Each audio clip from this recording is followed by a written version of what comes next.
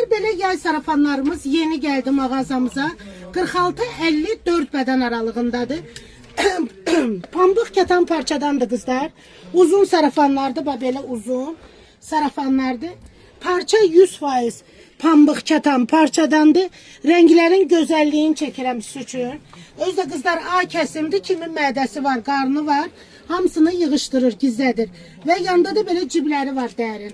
İkinci rengimizi göstərirəm sizə, belə bir rengi var. Yaşılın belə güllərinin hamısı al əlvan yay rəngləridir. Gözəl şux rənglərdir. Bunun gözəlliyinə baxın. Belə bir gözəlliyidir qızlar. Hər tərəfli çəkirəm, böyük bədəndir hamısı. 46-52 bədən aralığındadır. 54'də də bəlkə olar qızlar. Onu giyinib əyində gərək baxasınız. Belə bir rengimiz də var. Göstərdim sizə. Və belə. Kim istəyirsə vaxtında gəlin, bu gözəllik, uzunluğu da göstərim sizə, uzunluq da belə bir uzunluqdur. Kim istəyirsə vaxtında gəlsin, əldə eləsin, çox az sayda gəlib sarafanlarımız qızlar.